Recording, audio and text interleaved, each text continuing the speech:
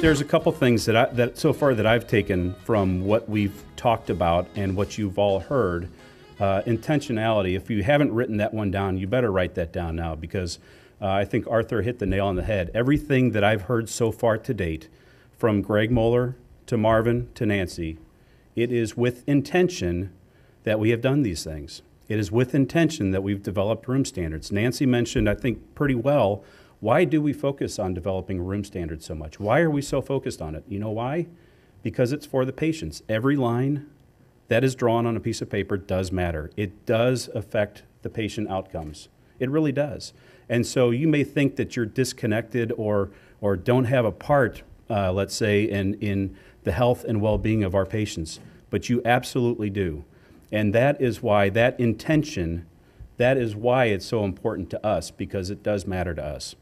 So intentionality, that's number one. The second word that if you haven't written down that's a common theme through all this is teamwork.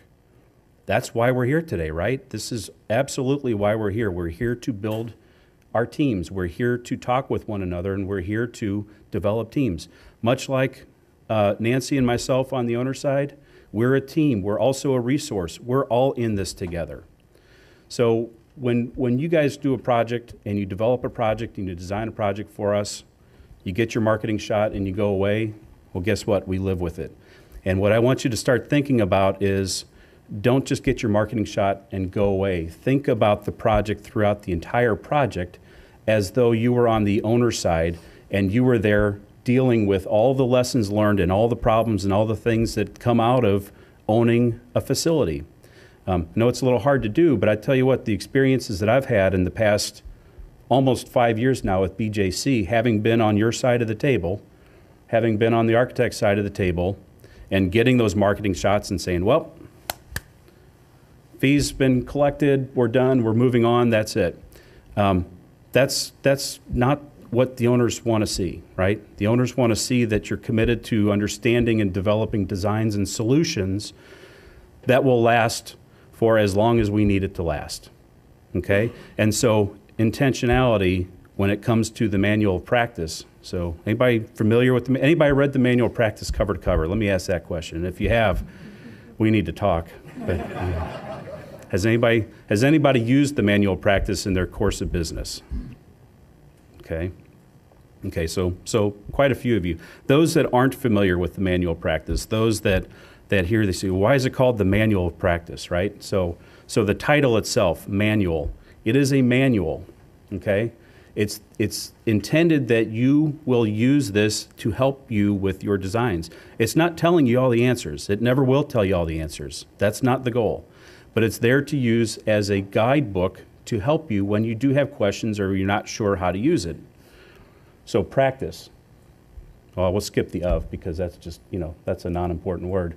It's not even capitalized, but practice. So practice. So why did we call it manual of practice? So in my opinion, and some architects in the room may get this, but you never really figure out how to do architecture. You're always kind of practicing architecture, right? Who all agrees with that statement? Right. So this really is, it's a manual of practice. It's a manual of learning is really what this document is. It's a big one, and there's a lot of stuff there, but I don't want you to be scared off by it either. Manual of practice, so that's why it's called that. So getting into it, and I'm gonna switch gears here in a second, and I'm gonna apologize up front for the unintentionality of this slide. I didn't intend for everybody to squint or have to put your glasses on, but anyhow, I think it's still an important slide. So why the manual of practice? And Nancy alluded to this before. It serves to singularly communicate our expectations. And that's kind of an important component. Singularly communicate our expectations. So we're telling you in one place.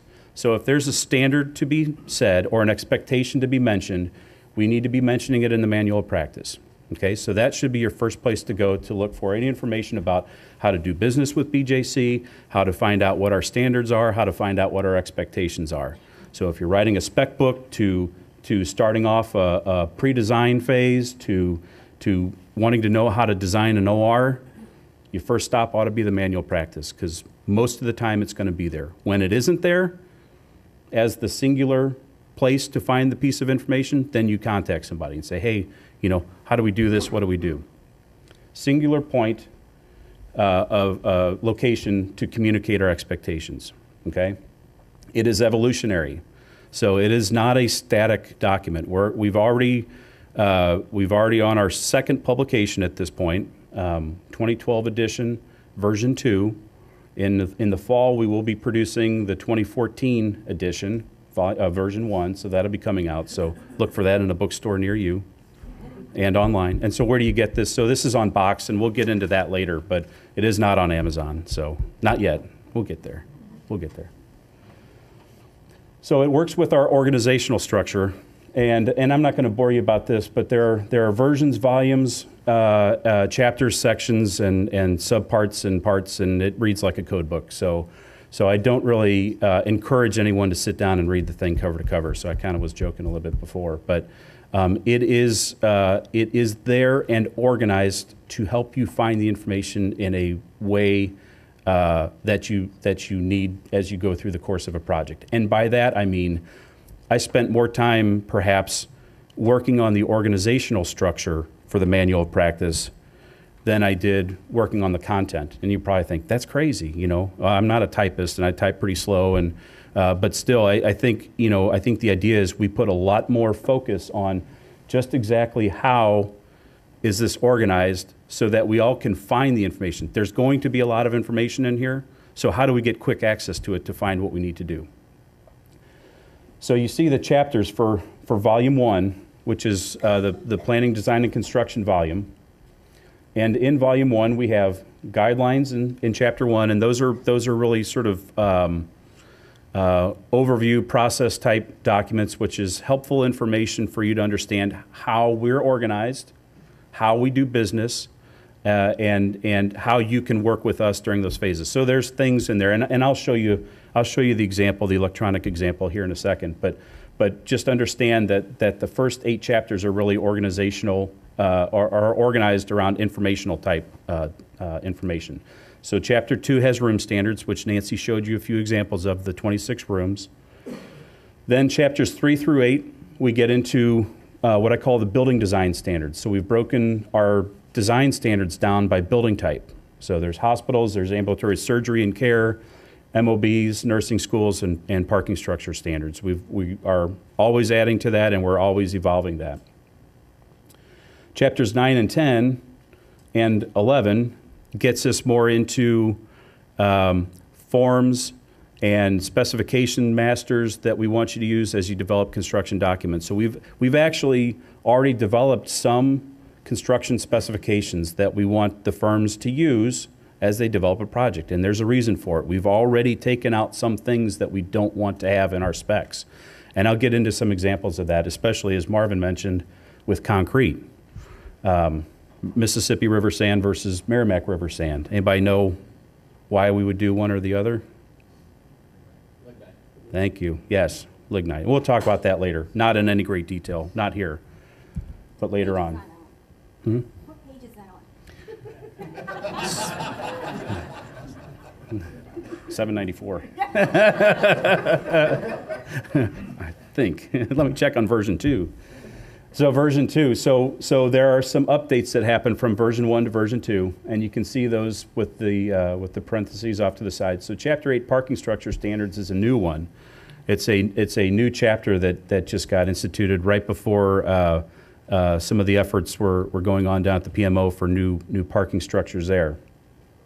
So you can see there's constant evolution of the standards.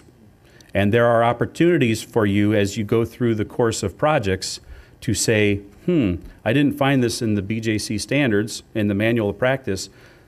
Maybe I need to tell them. So there's a way in there for you to communicate to us how we can improve our manual practice. So again, keeping it evolutionary. We want to learn from you, as we learn on projects and as we have lessons learned.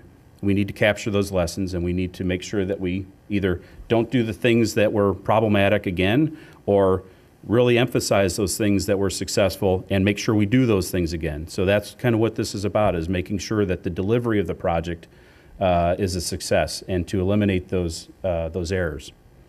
Okay? So let me get out of the presentation for a second. And what does it look like? So this is it. This is what it looks like when you get the file. It is about a 54 meg file, reduced from version 1, ironically, which we've added more stuff and we've reduced the file size, which I haven't figured that out. So if anybody that is a little bit more savvy can help me understand. What's that? Maybe some of the photos were compressed or something like that. Yeah, I'm not sure. But we added information, so that was a trick. So this is how it's organized. Volume one, which is PD&C, Volume 2, which is our real estate group, and then Volume 3, which is intended to be the hospital entities for their specific hospital standards. We're going to focus on Volume 1 today. As we're still building Volume 2 and Volume 3, there's pieces of information that need to get in there that we're still working on making sure that it's correct. So the focus today really is on Volume 1, and I think that's your primary focus at this point right now.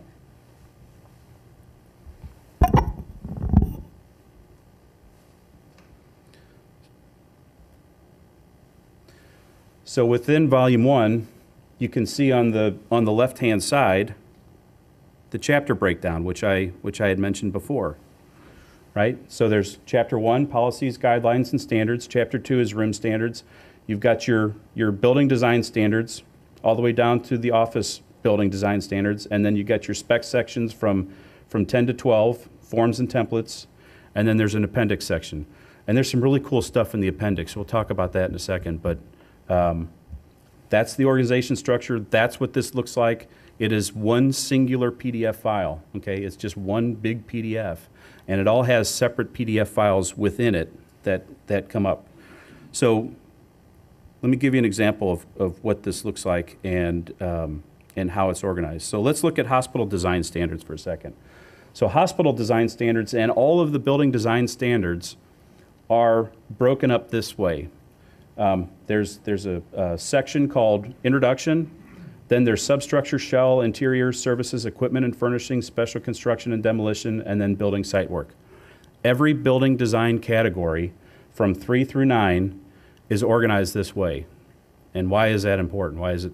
So this is what's referred to in the industry as the uniformat breakdown. If you're familiar with construction specifications, there's the master format breakdown, which is the 50 division format, and then there's the uniformat breakdown, which is intended more for the schematic design effort. You know, as contractors are putting pricing together, they oftentimes will align themselves with a uniformat breakdown and start thinking about larger chunks of the building instead of the finite details and the finite specification sections. So it's a bigger picture organization for it. It also serves as a way to more quickly find the information, right? So if you know you're doing a hospital building and you know you've got to follow the hospital building design standards, you go to here and you say, gee, what am I looking for? What am I trying to find on this? I'm pouring a concrete slab. Okay, well, let's go to substructure and let's see what documents are in there. So there's a thing called Standard Foundations. There's a thing called Slab on Grade PDF, and I think that's all there is in this. So since concrete is near and dear to my heart, we're going to go right to here.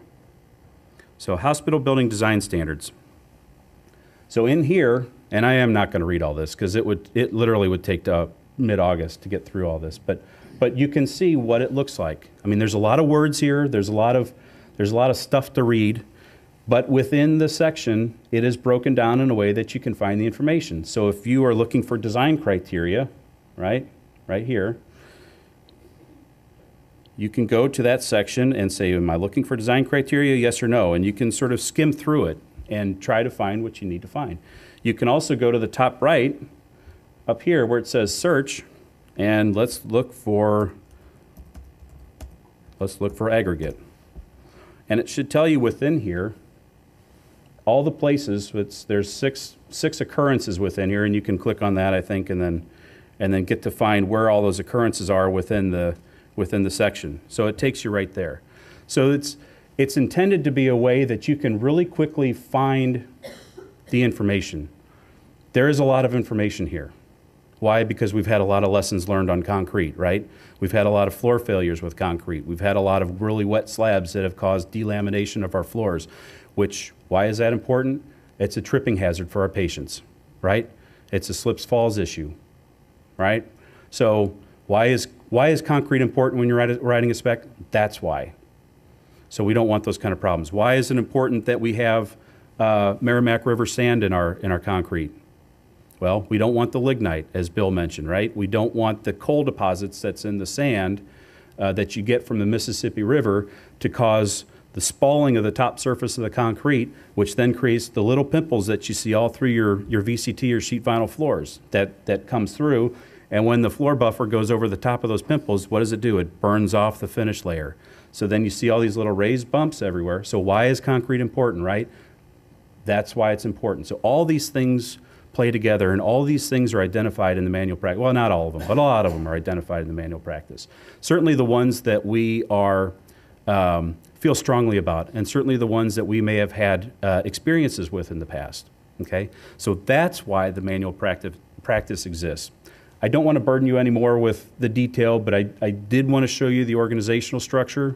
I did want to at least step through, why it's important and give you some examples. It is downloadable from Box. And somebody told me, well, Box is cloud. And I said, no, Box is a box. It's corrugated cardboard, or sometimes it's palletized. I said, no, it's on the cloud. And I said, well, what's the cloud? I don't, it doesn't relate. I don't get it. They said, well, no, you don't understand. It's all electronic. So apparently, it sits right there. If you want to make copies of it and go to FedEx, Kinko's, or go for it. But it's also on Box for access to it, which I'm sure everybody's going to be clamoring for. Come grab one of my business cards and send me an email, and we'll get you a link to download it. Like I said, it's about a 54 meg piece of information. If you do want the hard copy, we'll have to figure something out.